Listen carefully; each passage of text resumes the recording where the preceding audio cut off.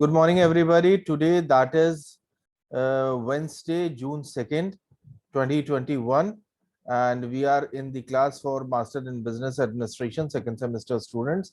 The subject is Human Resource Management. Yesterday, we were discussing about the wage boards and wage committees. Today, we will be continuing with it, right? We were discussing these under the topic of compensation administration, right? And we will continue with the same topic today, and we'll try to finish it off within this class. Now, compensation administration is guided by certain basic considerations. And what are those considerations? We will find it out. The first is wage policy should be developed with great care, and it should include interest of all these parties. Who are those parties whose interest should be considered while determining the wages? Number one, management. The management interest should be there in the wage policy, because management is the representative of the owners. Owners are not coming directly into the picture, rather they have paid people in management who are representing them. Next party whose interest is to be reflected are the employees. In wage determination and salary determination, the interests of employees should also get considered or reflected. The third is the consumer, and the fourth is your community, right? So these are the four parties who should be considered while determining the wage and salary policies of any organization. Now, coming down to the second point, it talks about the second point talks about wage policy should be in writing to ensure uniformity and stability. Meaning hereby, once you have written wage policy clearly, it should be it will be clear. There will be no doubt if the policy is in writing. That is the reason all the official communication is into writing. So whenever you need to verify that, you can read that piece of paper and get the things verified. This create stability and uniformity in the wage policy because it is always in writing. Moving further, wage policy should duly incorporate the differences in the job. Okay, wage policy should consider the differences in the job and should consider the job accordingly. Meaning hereby, important jobs, strategic jobs should be differentiated from other routine and general kind of jobs. There should be a plan in which you will be considering job differences, and you will be paying better pay for complex jobs and a lesser degree of pay for routine or general kind of jobs, because complex jobs need a lot of skill and talent to be performed. Lot of skill and talent in order to perform that job, and routine job can be performed by anybody. That is the reason differences in the job differences should be considered at that time. Now, coming down to the fourth point, it talks about wage policy should be distinguished between jobs and employees. Wage policy should carefully distinguishing between jobs and employees, right? Now, the jobs should be filled only by those people who have the qualities and qualifications which are required to perform that job, right? And no compromise should be made in this regard, and only right person should be selected for the right job. Fifth point, wage policy should aimed at establishing equal pay for equal work, right? Wage rate should not be biased for employees. If you are paying a particular salary for a particular job in one section or one branch of the organization, then the same pay should be paid on the same job to another in another branch of the organization, or in another department of the organization, or in another division of the organization. There should be equitability. It should nothing like that, that pay for the same job in one department is different and pay for the same job in another department is different. This will create tremendous amount of demotivation and will reduce the morale of the employees. Right. So this uniformity of equitability should be maintained across the organization, because if this kind of system, equitable wage system, is not there, then it will tarnish the goodwill and reputation of the organization among the employees and also outside the organization. So equitable pay system should be there in the organization. Sixth point, wage policy should make a proper arrangement for receiving, analyzing, and adjusting complaints of workers regarding wage and equities. Wage policy should be having proper system in order to listen to, consider, and take action on the basis of genuine complaints which are raised by the employees or the workers who are working in your organization. It should be having that kind of scope and that kind of system, so that any kind of unfair practices or any kind of mistake which is done by either in the wage policy because of some or the other of the reason, or because of unintentional mistake that would have been done, can be rectified, and employees should not be subjected to demotivation, right? So there should be such a system where the complaints of the employees should be carefully listened to, should be considered if genuine, and required action should be taken in order to rectify those complaints.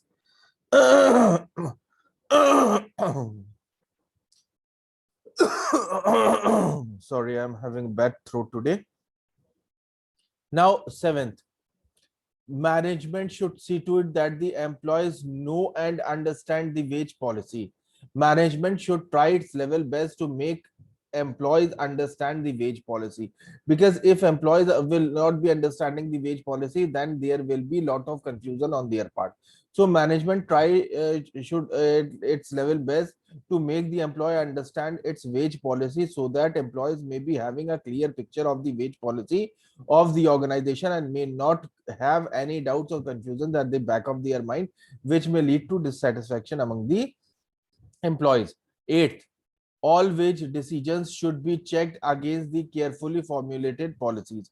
All the wage decisions that you are taking from time to time should be in accordance with the wage policy, right? They should be aligned with the wage policy, right? No definition should gets deviated from the wage policy, and it should be checked again and again before taking that particular decision in relation to the wage, that it should be in accordance to the wage policy which is determined by the wage committee of the organization, and no deviation is permissible in this regard. Ninth point, wage policy should be evaluated from time to time to make certain that they are adequate for current needs. Wage policy, it is nothing like that, that once it is made, it becomes it becomes statement of god. Nothing like that. Wage policy should be evaluated from time to time, it should be reviewed from time to time, so that you may be able to see that whether it is in accordance with the current situation needs or not. And if it is not, then required rectifications should be done, it should be reviewed, and required changes should be made in order to fit the wage policy in the frames of today's scenario, right? It is necessary. 10th point, coming down to the 10th point, departmental performance should be checked periodically against the standard sets in advance, right? Departmental performance should be checked periodically against the standards set in advance. The performance of the department should be compared with the standards set from time to time at regular intervals in order to find out the level of performance of the department at a regular interval. 11th point, performance grading of employees should be done periodically to determine performance linked pay.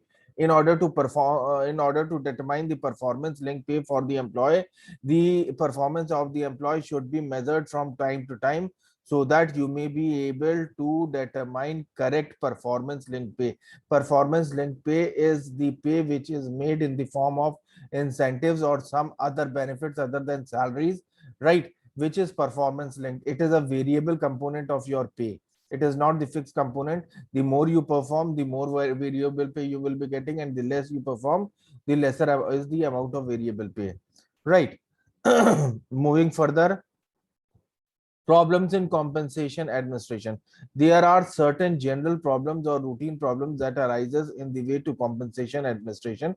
Now we will find it out what are those problems that are in the way of compensation administration generally within an enterprise, right? First, first, wage and salary committees are always pressurized by employees, supervisors, and bosses in order to enhance their wage, right? They always pressurize the wage committee to give them more increment, particularly, and to boost their pay to a great extent. So wage committee is always pressurized by all of them so that they may get good hikes in their salary. But if the committee if the committee takes care of this pressure, then it will be increasing their wage expenditure of the company, and this expenditure on wage will go beyond the fund that the company is having available in order to pay the wage and salary of the employees of the organization, and ultimately it will be putting an extra financial burden on the company's financial resources. So this pressure should be dealt with carefully, right? Because the people, the officers who are into the wage committee, their superiors might be there in the organization who exerts pressure, their friends and colleagues might be there who may be exerting pressure on them, their dear subordinates may be there who may be exerting pressure on them.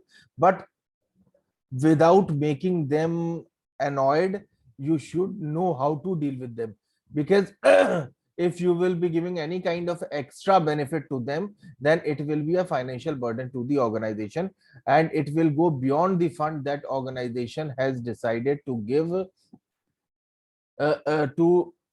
as a salary rise, to give as a part of their salary or increment in their salary to the employees, right? So the wage committees should be understanding this fact clearly, that they should learn how to deal with the pressure that is exerted by their colleagues, superiors, and subordinates for their wage for their salary rise in the organization, right?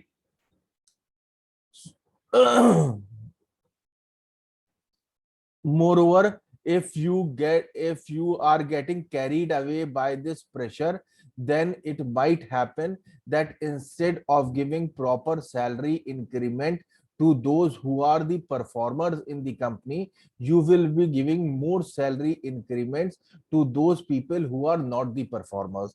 This will create demotivation on part of those who have performed their job well and got lesser amount of increment as compared to those who have not performed their job well for that period of time, right?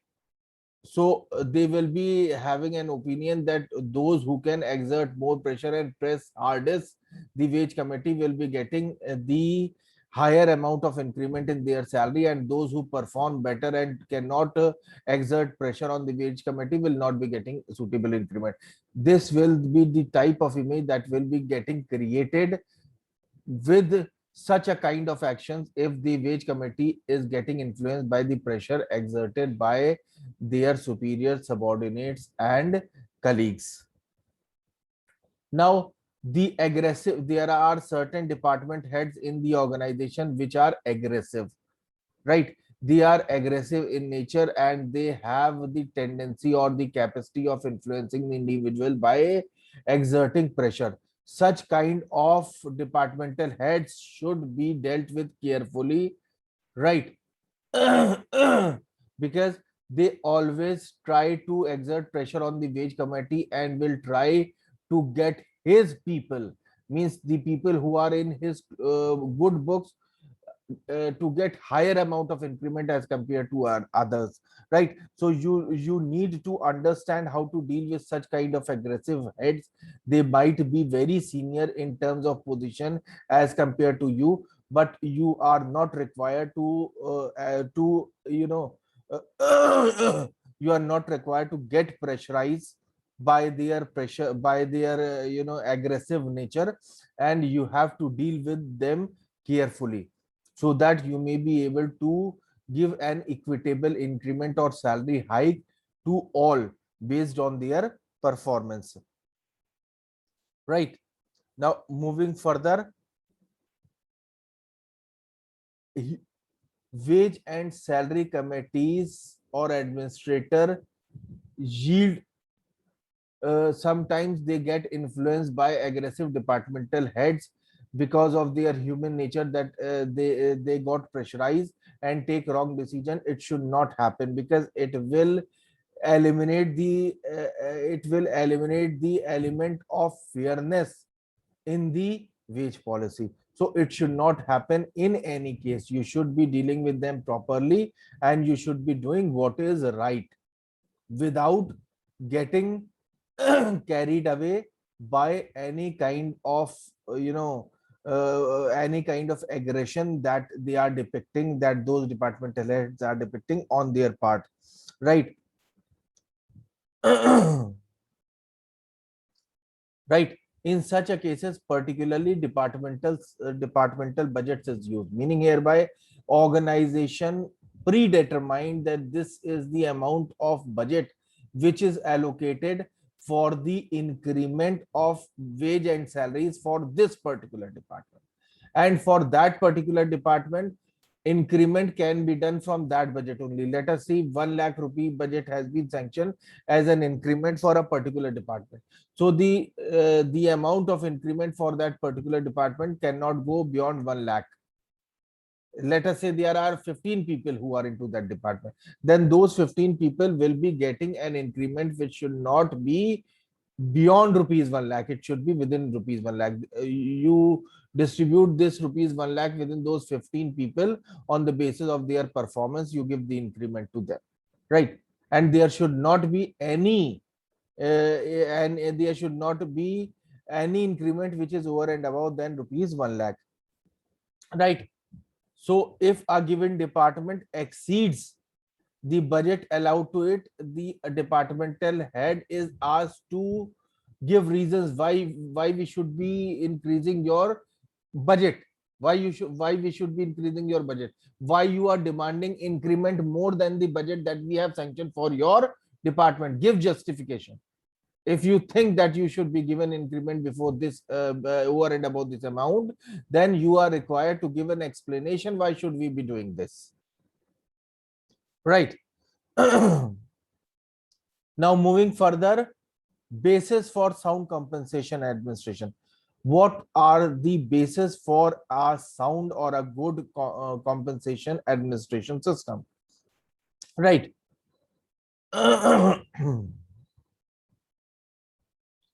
Right. There are certain sound policies which should be followed in order to establish our sound compensation administration system, right? These conditions need to be prevailed in order to handle wage administration system in a speedy manner and in a proper manner, right? Decisions should be made on the basis, decisions should be made on the merits of specific cases rather than on the basis of established policy, right? These decisions are to be made by a number of different people for a longer period of time. It is possible that these decisions will not be consistent decisions, right?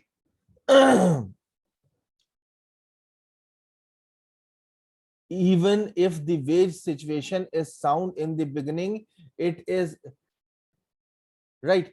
Even if your wage system, or even if your wage system at the initial stage, even at the initial stage, your wage situation is sound, but it will not remain sound forever. A time will come when it will start deteriorating, right? So you need to think about it, right? You need to think about it from time to time. Only then you will be able to understand, you will be able to formulate wage policy that will last, because the kind of circumstances that are in existence today will not last, will not be there tomorrow. The situations will change, right? Most wage incentive plans have to be abandoned, failed because of improper installation, but because of careless administration, right? There are many wage administration plans which have been failed. They are not failed because they are not properly installed, but they are failed because they are not properly administered. So administration in part of compensation plan is very important. If the plans are not, if the plans are, if you are not going to administer properly the wage plans, then what will be happening? Those plans will definitely be getting failed. So you installation of the wage plan is very important. And another most important thing is that your plans should not just be installed properly, but they should also be administered properly, right? Because unless and until they are properly administered, you will not be able to, you know, you will not be able to work on, you will not be able to make your plan work properly. So proper administration of the compensation plan is very much necessary. So this is the end for your compensation administration.